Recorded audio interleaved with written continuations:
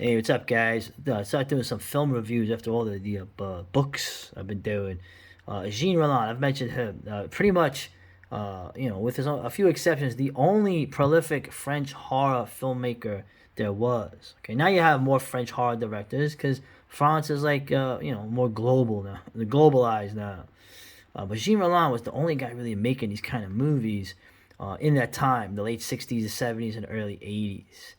And of course, thoroughly underappreciated in his home country. The French are big fans of the fantastique. Was it fantastique? They call the cinema. They don't really have a name for horror. It's all genre stuff. But this guy never got any props. Okay, part of it is that these films are extremely low budget. I mean, the Spaniards have more money making their films than this dude did. Right? But I'll tell you, Jean Rollin's films, and these are the later films. These are the more gory, less films. They're not really vampire films. He's known for his vampire stuff from the early part of the 70s. These are the more gory, keeping up with the Joneses type films, coming out having to compete with what was coming out of Italy and other countries in America at the time, where the gruesomeness was starting to go up. And I'm gonna say one of the things is the atmosphere that Jean Rollin pulls off in his films is a masterpiece. Now I'm saying this as someone who likes obviously the visual arts. Like I said, I have a side photography type hobby, you'd say, and I really appreciate these films now more than when I saw them before. Okay. The other thing that Jean Rollin really gets across, okay, when you see him interviewed, the guy is actually a very jovial dude. He speaks English pretty good, which is interesting. Very jovial guy, had fun, a lot of imagination. But when you watch these films, his early stuff and even these more gory graphic films, the one thing I really get from them is a real sense of melancholia, sadness. There's a real sense of sadness in the climaxes of these, and the characters. If you want to talk about women, okay, the majority of the characters in this, the protagonists are females.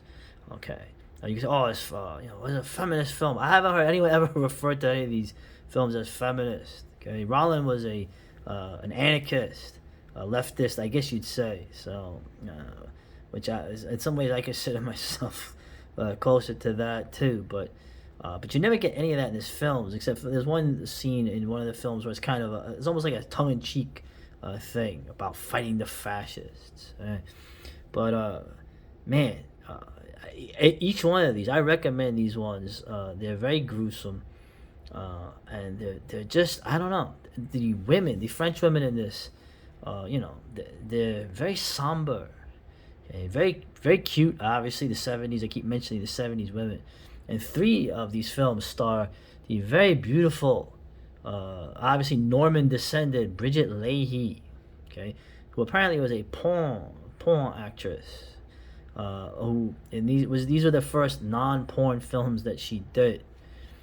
She did a really good job, and she did what I keep mentioning. Of course, Jean Rollin is to be credited as well. She did what you should do as an actress. You don't play the same role.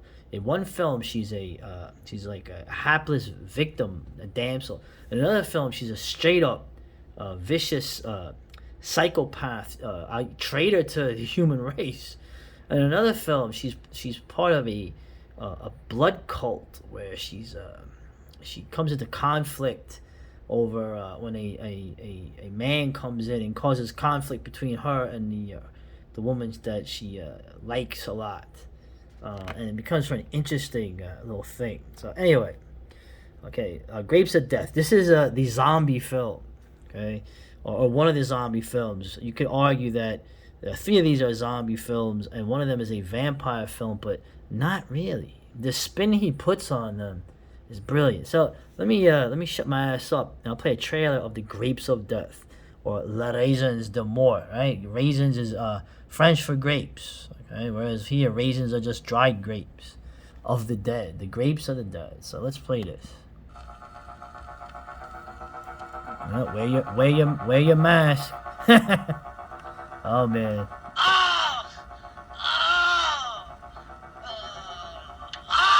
Yeah, I'm gonna pop you.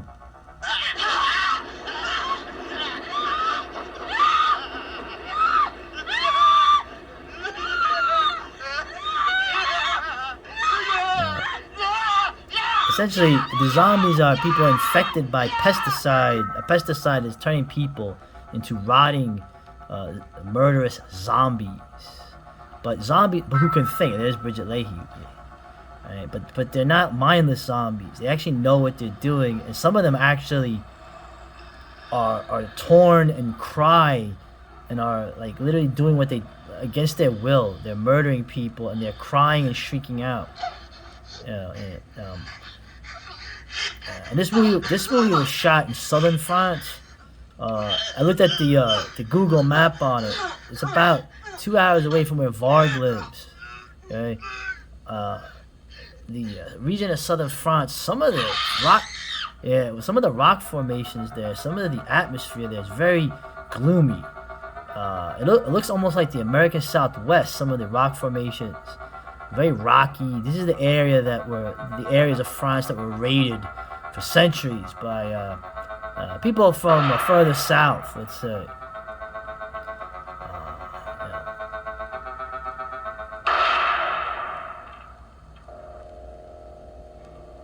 Now, when you watch these films, you have to, if you're used to like American style, slang, bang, kind of thing, this is more what you would call slow burn.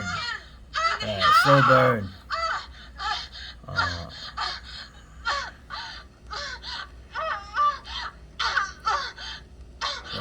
You see Europe. You see Mother Europe. You see how old these buildings are. You get that sense of. And it's hard to explain. Yeah, what's up? Yeah. Oh yeah, the scene with the scythe. Yeah. There's actually another film that he does where the scythe, the reaper, is used as a weapon.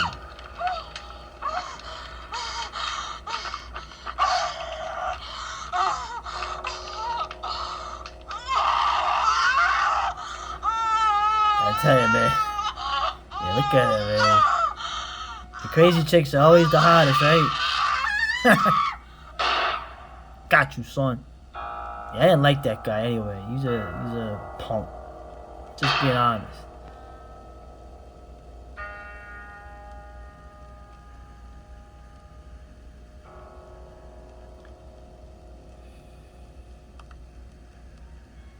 Right. Okay. So now we're gonna do a little thing here. You can find these films. I mean, I got the DVDs of them because, but you can find a lot of these films online on YouTube and on BitChute. Okay? I want to give a little shout out here to this dude, man, Terran Theatrics. He's kind of like a horror host. This dude puts out a lot of movies on here, man, and he has commentary. He does like what Joe Bob does, what Elvira did. The commentaries in the beginning, I think in the middle and at the end. But the guy loves horror. Look, there he is. Hey, what is this? Anyway, he's one of our guys. So you don't seem to have enough of that in the horror world. Rue Morgue, it would make you think that it's all done. Oh damn, mutations. But anyway, I want to get to what I'm getting at here. You can see some of the other films here. Load. Yeah. Okay. This one. This film, Living Dead Girl. This was the one Jean Rollin film I had not seen. I only saw this 2 days ago. Okay. Probably the goriest film he ever did. I can't describe this film in terms of it starts off real quick, goes into the action, the acting job of the women in this. Okay.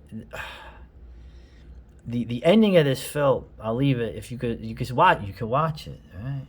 The ending of this film is very powerful, right? Finales in horror film history. Yes, Tim Lucas is definitely correct. The ending of this is so freaking hard to watch.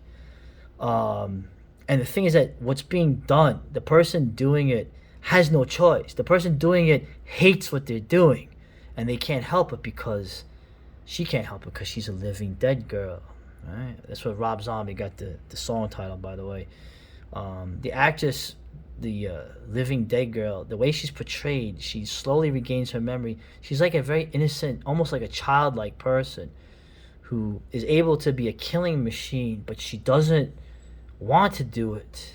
And they really, I mean, no one's ever gotten this across like this in a film, or where someone has the regret of killing people. You never even got this in like Interview with the Vampire or anything. This guy pulled it off. So anyway, and we got Bridget Leahy again, Night of the Hunter. Wow, look how beautiful she is. She looks good in a straitjacket.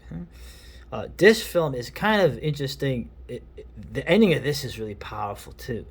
Very tragic, but Jean Rollin must have had access to like an office building, and the difference between a lot of these films are shot like in the French countryside, like the Grapes of Death was shot in southern France, so you get to see that interesting landscape that you don't see a lot in films.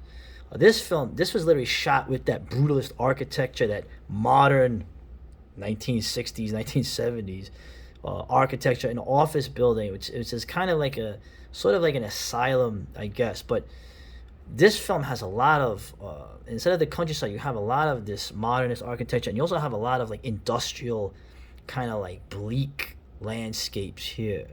And you find out why these people. The whole thing is that these people, this woman, is amongst many in this kind of thing called the Black Tower. They have no memories of anything, okay? And whatever they do, let's say they have sex, which they have a lot in this film, with someone, they don't remember it like literally a second later. So there's a kind of like a existential thing going on with this. But there's some really brutal scenes. And the end, they decide to.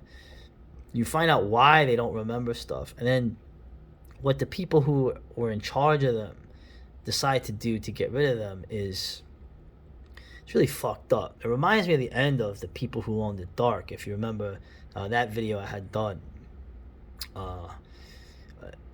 Really, the ending is just it's a common theme with Rollin. I kept saying with these tragic endings where mostly these female characters are the main.